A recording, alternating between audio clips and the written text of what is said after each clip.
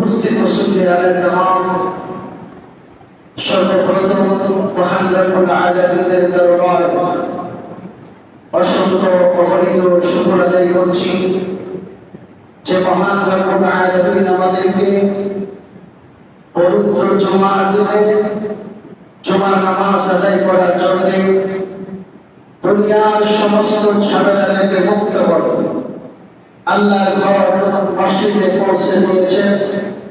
এই জন্য আমরা সকলে মিলে উচ্চ কণ্ঠে জবান খুলে শুকরিয়া আদায় করতে কালিমাতুশ শুকর আদায় করে বলে আলহামদুলিল্লাহ। আমি আপনাদের সামনে বিগত সপ্তাহে আলোচনা করেছি মানুষের দিনদার হওয়ার পথে আল্লাহর আনুগত্য করার পথে যে সমস্ত বাধা আছে এর একটা বাধা নিয়ে বিগত সপ্তাহগুলিতে আলোচনা করেছি, অর্থাৎ সম্পদের ভালোবাসা, সম্পদের লোভ। মানুষের দিনদার হওয়ার পথে আল্লাহর আনুগত্য করার পথে আল্লাহর আনুগত্যের ক্ষেত্রে ইবাদতের ক্ষেত্রে আরেকটি বাধা হলো সম্মানের লোভ, মর্যাদার লোভ। আরবিতে এখানে বলা হয় হুব্বে জাহ। নিজে সবসময় সমাজে সম্মানী হয়ে থাকতে চায়, নিজেকে সম্মানী করে প্রদর্শন করতে চায়। এই হুব্বে জাহ, সম্মানের গ্রহণ যখন মানুষের অন্তরে আসে তখন সে চায় যে কোনো মূল্যে আমাকে সমাজে সবার উপরে থাকতে হবে, সম্মানী হয়ে থাকতে হবে, আমাকে মর্যাদাশীল হয়ে থাকতে হবে। আর এই সম্মানের উপর মর্যাদার উপর হুব্বে জাহ আসে অহংকার থেকে। মানুষের ভিতরে যখন অহংকার আসে তখন সে নিজেকে সবসময় ভয় মনে করে যে আমি সমাজের মধ্যে আমি সম্মানী। এইভাবে সম্মানের মোহ যখন প্রবল আকার ধারণ করে মানুষের মধ্যে, মানুষের অন্তরে যখন সম্মানের মোহ প্রবল হয় তখন এমন হয় অনেক সময় মানুষ গোমরা হয়ে যায়, অস্পষ্ট হয়ে যায়। তখন সে সঠিক আর বেঠিকের মধ্যে পার্থক্য করে না। তার ইচ্ছা হলো আমাকে সম্মানিত হয়ে থাকতে হবে। ওই ধরনের মানুষের কাছে যখন আপনি অন্য মানুষের প্রশংসা করবেন, অন্যের গুণগান গাইবেন, তখন তার কাছে ভালো লাগবে না। তার সম্মান যদি আপনি তার কাছে আলোচনা করেন, তার মর্যাদার কথা বলেন, তার কাছে ভালো লাগে, আনন্দ লাগে। কিন্তু অন্যের সম্মানের কথা বললে, অন্যের মর্যাদার কথা বললে তার অন্তরে চলাফেরা শুরু হয়ে যায়। তো এই সম্মানের মোহ যখন মানুষের অন্তরে গাঢ় হয়ে যায়, প্রবল হয়ে যায়, অনেক সময় মানুষ গোমরা হয়ে যায়, পথভ্রষ্ট হয়ে যায়। আর শয়তান বা ইবলিস এই মোহের কারণে, সম্মানের মোহের কারণে, বরত্বের মোহের কারণে সে গোমরা হয়ে গেছে, পথভ্রষ্ট হয়ে গেছে, সে লাঞ্ছিত হয়ে গেছে। আল্লাহ তাআলা যখন নির্দেশ করলেন শয়তানকে, ইবলিসকে আদম আলাইহিস সালামকে সিজদা করার জন্য, কিন্তু সে সিজদা করতে অস্বীকৃতি জানালো। আল্লাহ বললেন আমি তোমাকে আদেশ করলাম আদমকে সেজদা করার জন্য। কোন জিনিস তোমাকে সেই সেজদা করা থেকে বারণ করবে?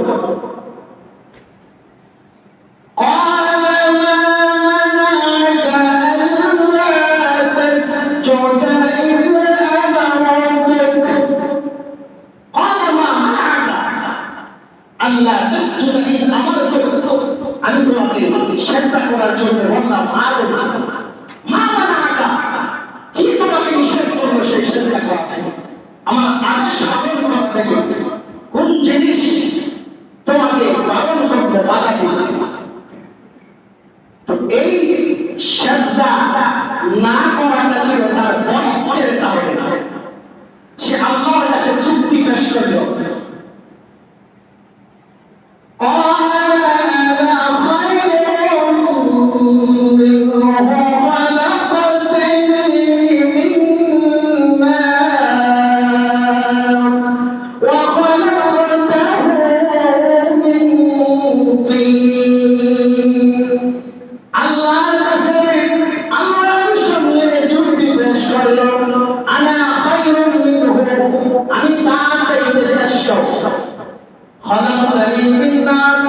আমাকে আপনি সৃষ্টি করেছেন আগুন থেকে, আগুনকে সৃষ্টি করেছেন মাটি থেকে, আর আগুনের স্বভাব হলো উপরের দিকে তাকা, মাটির স্বভাব হলো নিচের তাকা। আগুন সবসময় উপরের দিকে যায়, উপরের দিকে থাকে, মাটির নিচের দিকে থাকে। সুতরাং আমি আগুনের চাইতে সম্মানী, সেই জন্য আদমকে চেষ্টা করতে পারলাম না।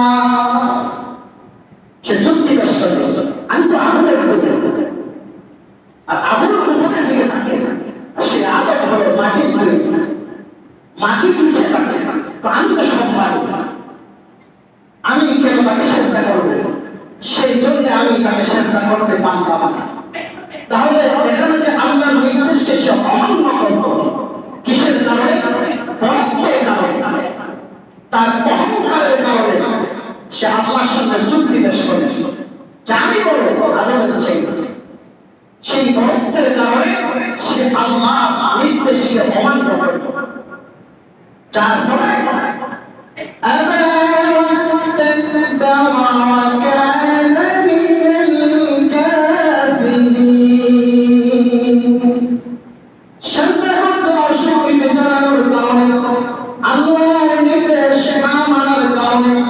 অহংকার প্রদর্শন করার কারণে চিরকালের জন্য কাফের হয়ে গেল।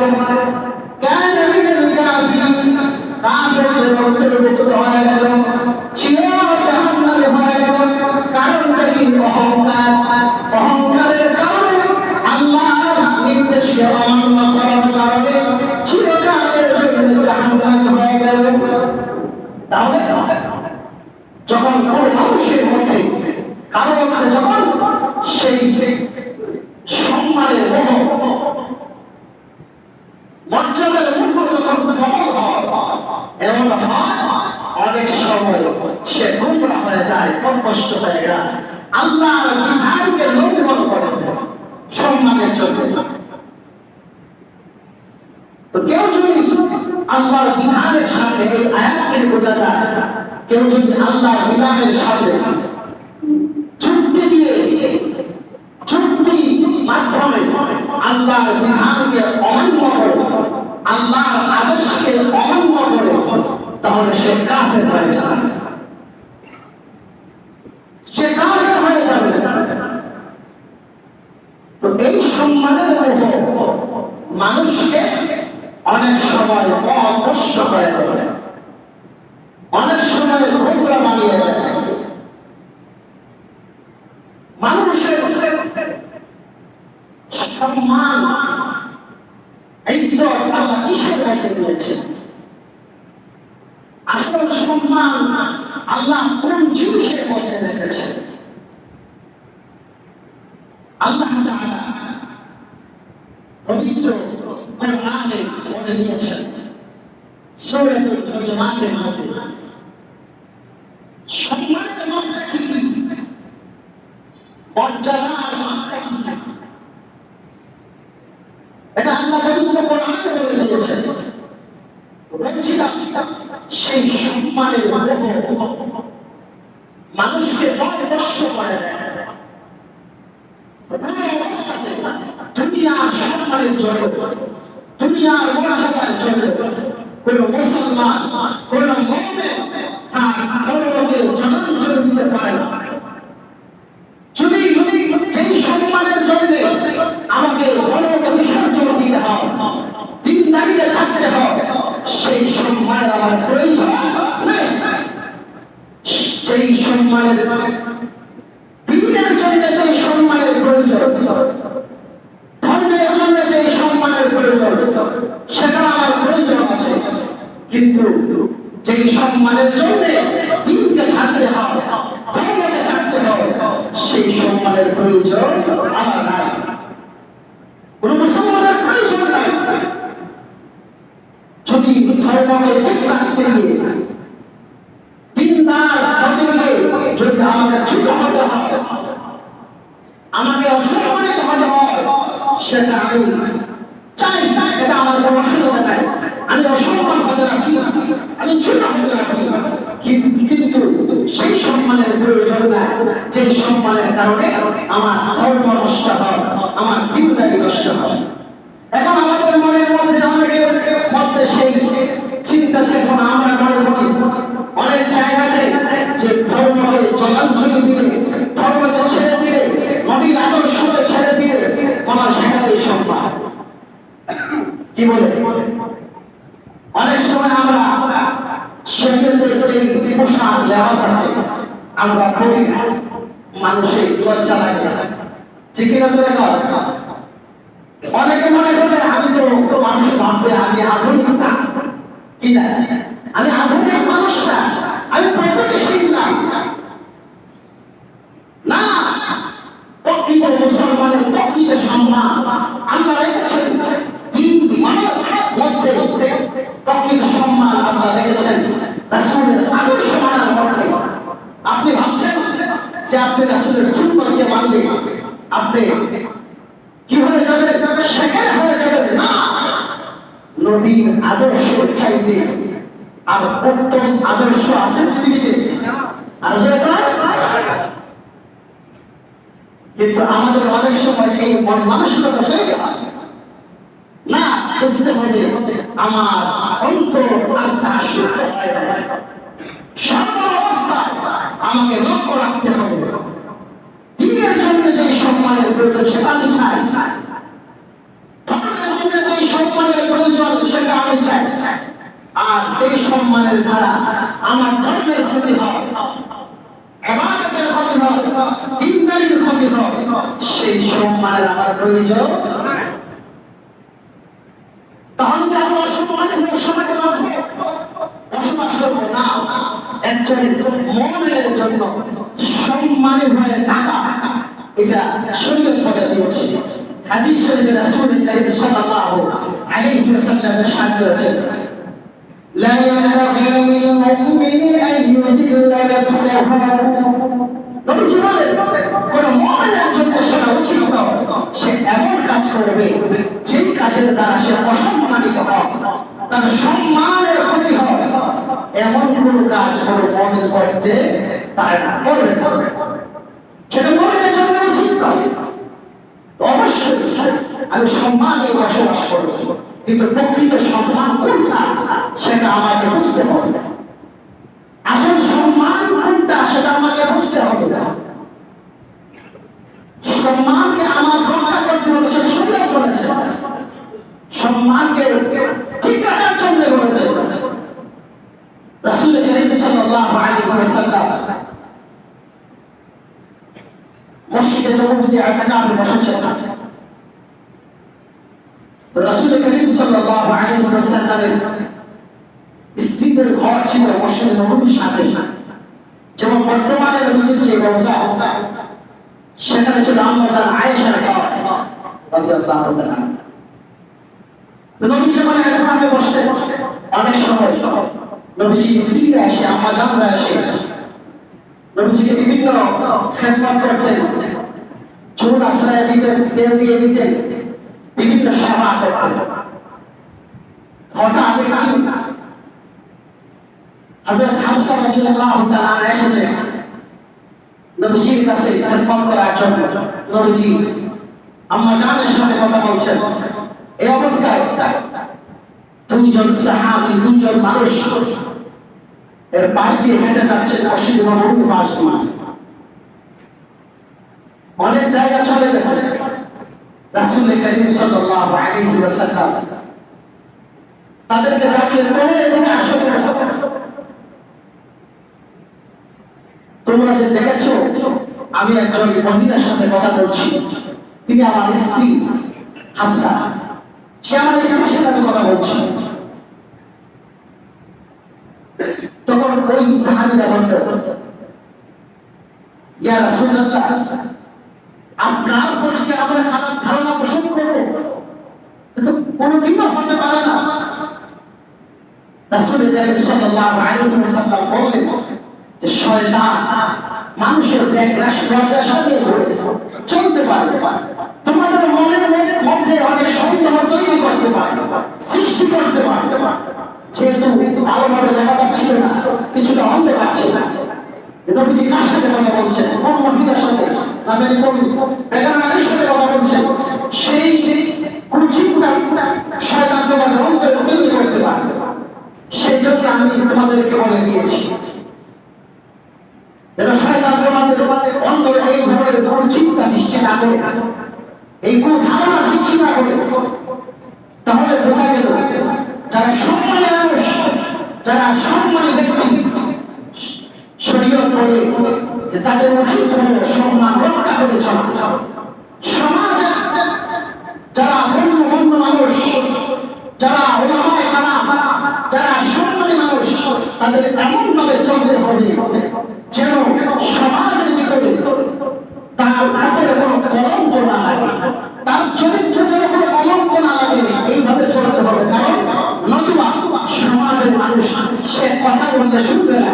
কারণ নবীজি চিন্তা করেছেন, যদি আমার বিষয়ে তাদের অন্তরে যদি সন্দেহের সৃষ্টি হয়, আমি যদি তখন তাদের কাছে দাওয়াত দিই, তখন সেই দাওয়াতটা আসর করবে না, তাদের কাছে গ্রহণযোগ্য হবে না।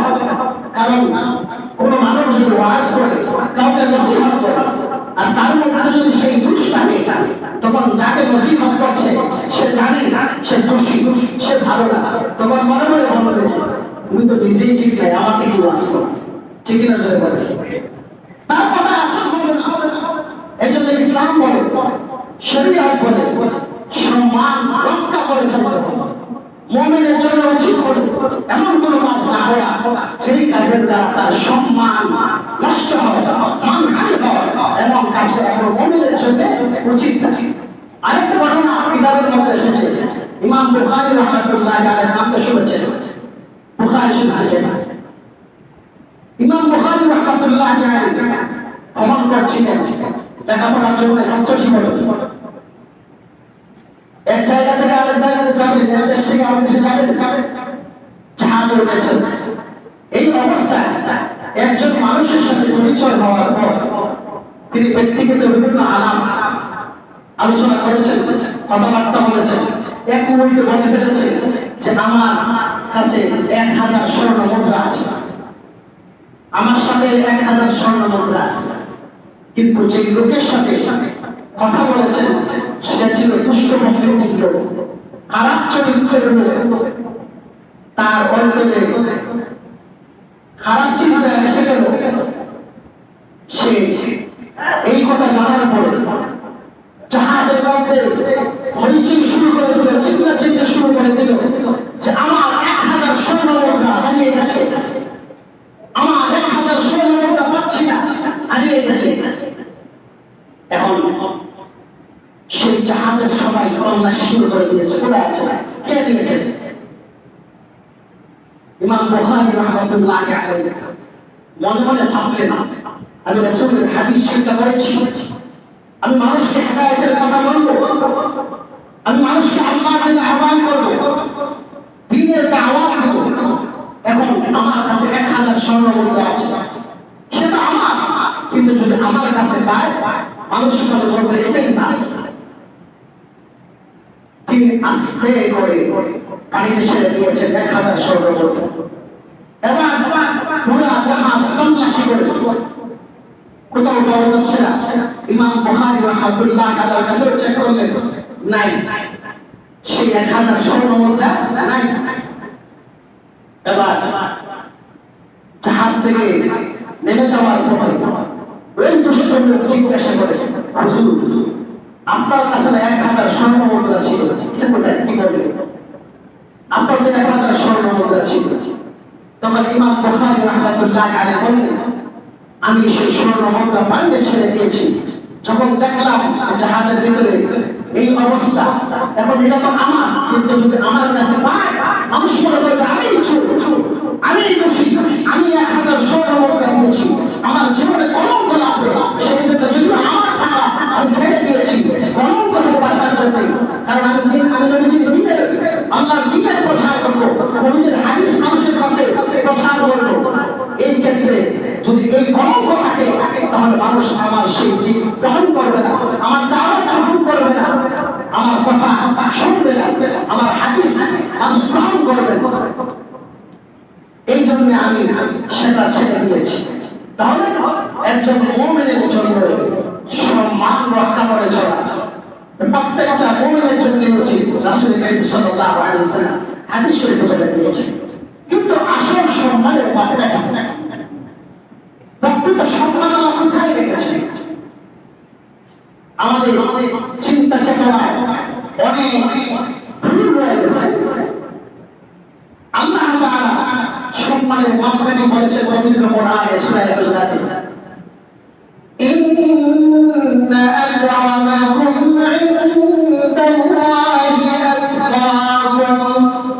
আল্লাহ বলেন নিশ্চয়ই তোমাদের মধ্যে যে সবচেয়ে বেশি পরহেজগার, সবচেয়ে বেশি আল্লাহওয়ালা, সবচেয়ে বেশি আমানত গুজার, আল্লাহ আল্লাহ রাসূলের আমানতকারী দিনদার, সেই সবচেয়ে সম্মান। সুবহানাল্লাহ। কিন্তু আমাদের চিন্তা চেতনায় উল্টা। আমরা তো মনে করি যার বিলাসবহুল বাড়ি আছে, যার বিশাল বিশাল ব্যবসা প্রতিষ্ঠান আছে, যার বাড়ি সুন্দর, যার সবকিছু সুন্দর, যার বাড়ি আছে, টাকা পয়সার অভাব নেই, আমরা তো তাকে মনে করি সে হলো ভদ্রলোক, সে হলো সম্মানিত লোক, সে হলো সম্মানিত। ঠিক কিনা জানা যাবে? আমাদের ধারণা এটা। কিন্তু আল্লাহ কি বলেছেন? আল্লাহ বলেন না, বরং সম্মানী ওই মানুষ, আল্লাহর কাছে সবচেয়ে সম্মানী ওই ব্যক্তি যার মধ্যে আল্লাহর ভয় তাকওয়া যত বেশি, সে আল্লাহর কাছে তত বেশি সম্মানী। সুবহানাল্লাহ। রাসূল কারীম সাল্লাল্লাহু আলাইহি ওয়াসাল্লাম সাহাবায়ে কেরামকে নিয়ে বসে আছেন। এই অবস্থায় একটা লোক হেঁটে যাচ্ছে। রাসূল কারীম সাল্লাল্লাহু আলাইহি ওয়াসাল্লাম সাহাবীদেরকে প্রশ্ন করলেন, এই যে লোকটা হেঁটে যাচ্ছে, ওই লোক সম্পর্কে তোমাদের কি ধারণা? সাহাবায়ে কেরাম উত্তর দিলেন, ইয়া রাসূলুল্লাহ, সে তো অনেক ভদ্র পরিবারের লোক, অনেক সম্মানী লোক, সে যদি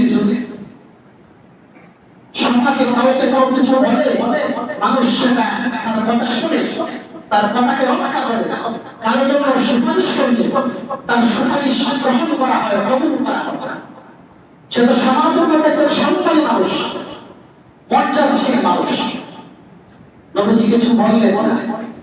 আবার কিছুক্ষণ পর আরেকজন লোক হেঁটে যাচ্ছে এই রাস্তা দিয়ে। নবীজি জিজ্ঞাসা করলেন, এ সাহাবীরা, এই লোক সম্পর্কে তোমাদের কি ধারণা? সাহাবায়ে কেরাম বললেন, ইয়া রাসূলুল্লাহ, উনি তো একজন সাধারণ মুসলমান, তার তেমন কোনো সম্মান নাই। সে যদি সমাজে মানুষকে কোনো কথা বলে, মানুষ তার কথাকে শুনবে না। সে যদি কারোর জন্য সুপারিশ করে, সেটা মানুষ গ্রহণ করবে না, মূর্খতা করবে না। সে যদি বিয়ের প্রস্তাব দেয়, মানুষ সেই বিয়ের প্রস্তাব গ্রহণ করবে না। রাসূল কারীম সাল্লাল্লাহু আলাইহি ওয়াসাল্লাম বললেন, এ সাহাবীরা শুনো, প্রথম যে ব্যক্তিটা অতিক্রম করে গিয়েছে তোমরা বলেছ সম্মানী, সমাজের মধ্যে ভদ্রলোক, সে বিয়ের প্রস্তাব দিলে সেটা কেউ ফেরাবে না, সে সুপারিশ করলে সেটা মানুষ গ্রহণ করবে। ওই ব্যক্তি নিয়ে যদি সারাটা পৃথিবী ভরে যায় তাহলে দ্বিতীয় যে ব্যক্তি অতিক্রম করেছে তার সমান হবে না। সুবহানাল্লাহ। ওই প্রথম ব্যক্তি নিয়ে যদি সারাটা দুনিয়া ভরে যায় কিন্তু দ্বিতীয় যে ব্যক্তি তোমরা বলেছ যার তেমন সম্মান হয় সাধারণ মুসলমান, ওই ব্যক্তির সম্মানের সমান হবে না। সুবহানাল্লাহ। সকলের চাইতে ওই ব্যক্তিটা সম্মানিত হবে। তাহলে বোঝা গেল প্রকৃত সম্মান আল্লাহ রেখেছেন তাকওয়ার মধ্যে, পরহেজগারির মধ্যে, দ্বীন মানার মধ্যে। কিন্তু আজকে আমাদের সেই অন্তর নষ্ট হওয়ার কারণে, আমাদের মন মানসিকতা অসুস্থ হওয়ার কারণে আমরা প্রকৃত সম্মানিতে সেটা বুঝতে পারি না। দেখেন বর্তমানে সমাজে একটা ছেলে যদি মেট্রিক পরীক্ষায় পাস করে, ভালো রেজাল্ট করে, তাকে সবাই বাহবা দেয়, তাকে মা বাবা সহ সবাই তার জন্য কত কিছু বলে, প্রশংসা করে। কিন্তু একটা ছেলে যদি হাফেজে কোরআন হয়, একটা ছেলে যদি দ্বীনের শিক্ষায় শিক্ষিত হয়, ততটুকু খুশি হয়। মাদ্রাসায় চাকরি করে, খেদমত করে, মসজিদে চাকরি করে এত সম্মানী মনে করে না। কারণ কি? তার মনটা অসুস্থ। বলেন রাসূল কারীম সাল্লাল্লাহু আলাইহি ওয়াসাল্লাম কি বলেছেন? খায়রুকুম মান তাআল্লামাল কুরআন ওয়া আল্লামা। নবীজি ঘোষণা দিয়েছেন এই পৃথিবীর মধ্যে যত মানুষ রয়েছে, নবীজি বলেন সকল মানুষের মধ্যে খায়রুকুম মান তাআল্লামাল কুরআন।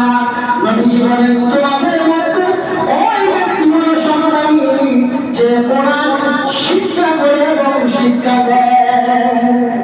কিন্তু আমাদের কাছে কেমন মনে হয় এত কি হিসাব করে দেবো? হ্যাঁ, পরিবর্তন করি। কারণ কি? আমার মন মানসিকতা সুস্থ না। হাদিসে রাসূল কারীম সাল্লাল্লাহু আলাইহি ওয়াসাল্লাম ইরশাদ করেছেন, যার অন্তর নষ্ট হয়ে যায়, যার মধ্যে সহিহ বুঝ নাই, সহিহ জ্ঞান নাই, শুদ্ধ জ্ঞান নাই, তার সমস্ত কাজই ভুল হয়। তার সমস্ত কাজ ভুল হয়, যার অন্তর নষ্ট, তার সমস্ত কাজ নষ্ট, চিন্তা চেতনা যা হবে সব নষ্ট হবে। এই জন্য আমাদের মধ্যে সঠিক চিন্তা চেতনা জাগ্রত করতে হবে। আসল সম্মানী কিসের মধ্যে আসল সম্মান আল্লাহ রেখেছেন সেটা বুঝতে হবে। কারণ এটা হলো মুনাফিকদের চরিত্র। যারা সম্মানী তাদেরকে অসম্মানিত করা। অনেক আমাদের সমাজে অনেক মানুষ আছে ওলামায়ে কেরামকে মনে করে এই প্রতিপন্ন করে, আছে না? মনে করে এরা কোনো মানুষ না। এমন মানুষ আছে বোঝা গেল সে প্রকৃত মুমিন না, সেটা হলো মুনাফিকের চরিত্র। يقولون لئن رجعنا إلى المدينة সূরা মুনাফিকুন আছে। মুনাফিকরা বলছিলেন যুদ্ধ থেকে ফিরে আসার পথে যে আমরা মদিনায় গিয়ে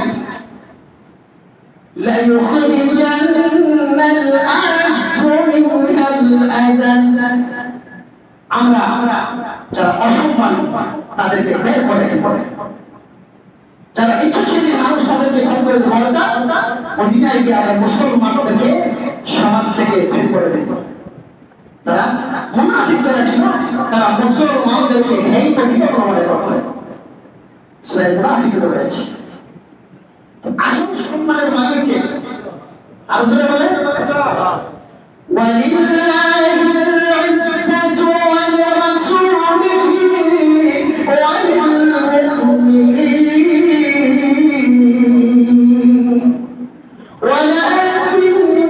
ওয়ালাকিন্নাল মুনাফিকিনা লা ইয়া'লামুন।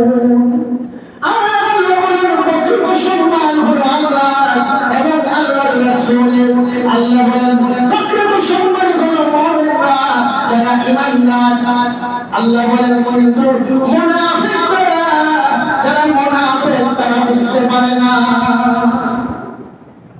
ওয়ালাকিন্নাল মুনাফিকিনা লা ইয়ালামুন, তারা বুঝে না। এই জন্য আমার বড় ভাইরা, প্রকৃত সম্মান কিসের মধ্যে, প্রকৃত মর্যাদা কিসের মধ্যে, সেটা আমাদের বুঝতে হবে। আমাদের অন্তরকে শুদ্ধ করতে হবে, মন মানসিকতা চিন্তা চেতনাকে সহি করতে হবে। এই জন্য সব সময় মনে রাখবো যে সর্ব অবস্থায় ধর্মকে বাদ দিয়ে, দিনদারিকে বাদ দিয়ে যে সম্মান অর্জন করতে হয়, সেই সম্মান আমার প্রয়োজন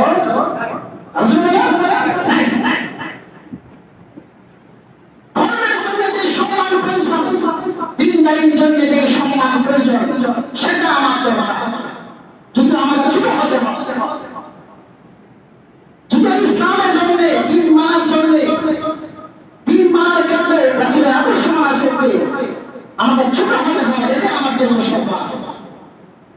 তো বলছি, আমাদের মধ্যে চা সম্মানের রূপ, মর্যাদার রূপ, লালসা মানুষকে অনেক সময় বেশি যখন হয় তখন কষ্ট করে দেয়, তার দ্বারা অনেক অন্যায় অপরাধ হয়। এর মধ্যে একটা আছে, যেমন পদের লোক, ক্ষমতার লোক। কারণ যখন ক্ষমতার লোক আসে, পদের লোক আসে, তখন সে চায় যে আমার বিরুদ্ধে বাকি যারা আছে, আমার বিরুদ্ধে যারা আছে, তাদেরকে আমার মেয়ে হলেও, হত্যা করে হলেও আমার চেয়ারকে ঠিক রাখতে হবে, আমার সেই গদিকে ঠিক রাখতে হবে, আমার সেই সম্মানের আসনকে ঠিক রাখতে হবে। আমাদের সমাজে এমন আছে না নাই?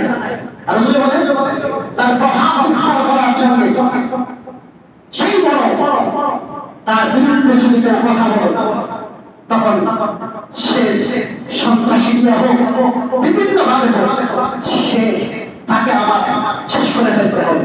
অথবা আমি বড় হয়ে দেখতে পারবো না। কিসের জন্য? তার অন্তরে সেই হত্যা সম্মানের মোহ, তাদের গালে খাওয়ার কারণে, প্রবল হওয়ার কারণে সে তার সেই পথকে ঠিক রাখার জন্য একজন মানুষকে হত্যা করতে দ্বিধাবোধ করে না, একজনকে অসম্মান করতে দ্বিধাবোধ করে না, একজনকে লাঞ্ছিত করতে দ্বিধাবোধ করে না। ঠিক কিনা জোরে বলে? এই জন্য আমার প্রাণের ভাইরা, আমরা প্রকৃত সম্মান অর্জন করি সদা সর্বদা। আমরা যেই সম্মান অর্জন করি, আমি দিন না যেই কাজ করলে আমার আল্লাহর কাছে আমার সম্মান হবে, আল্লাহর কাছে আমি সম্মানী হব, আখিরাতের জীবনে আমি সম্মানী হব, সেই সম্মানের আমার প্রয়োজন। ঠিক না জোরে বলো? কিন্তু আসল করতে দেখে বাস্তবে কিন্তু আল্লাহর পক্ষ থেকে যে সম্মান, সেটাই আসল সম্মান। বাস্তবতা আমাদের সমাজে আছে না? একজন দিনদার মানুষকে, একজন আল্লাহওয়ালা পরহেজগার মানুষ যে সুন্নতি নামাজ ধারণ করে চলে, নবীর আদর্শকে মেনে চলে, ওই ব্যক্তিটাকে দেখবেন তো সমাজের যে নিকৃষ্ট মানুষ, চোর হোক, ডাকাত হোক, সন্ত্রাসী হোক, সেও সম্মান করে। ঠিক কিনা বলে? সম্মান করে কিনা? তাকে সম্মান করতে থাকতো, সে স্বীকৃতি দেওয়া এরকম কথা। কিসের কারণে? কারণ আসল সম্মান আল্লাহর দিন মানার মধ্যে, আসল সম্মান রাসূলের আদর্শ মানার মধ্যে। বাস্তব ঘটনা শেষ করে দেব, সময় এসে আমি আমাদের করতে আমল নাই, এলেন নাই, কিন্তু লেবাসটা তো সুন্নতের লেবাস। একদিন দাঁড়িয়ে আছি ছাত্র জীবন ব্রাহ্মণ বাড়ি, একটা রিক্সার জন্য দাঁড়িয়ে আছে। হঠাৎ করে একজন লোক একটা রিক্সা নিয়ে এসেছে, এসে নামার পরে হয়তো সে পান করে এসেছে, তার অবস্থা হয়েছে অকথ্য ভাষায় গালি গালা শুরু করছে। ওই রিক্সাওয়ালা গালি দিয়ে বলছে, হুজুরকে নিয়ে যা, হুজুর কোথায় গেছে, হুজুর কোথায় যাবে, তুমি নিয়ে যা। কিন্তু তখন তার অবস্থা ভালো না, অকথ্য ভাষায় গালি গালাজ করছে। আমি দাঁড়িয়ে আছি, সে বুঝতেছে এই হুজুরকে নিয়ে যা, রিক্সাওয়ালা বলে। তো এই জন্য প্রকৃত দিন যার মধ্যে আছে, প্রকৃত সম্মান যার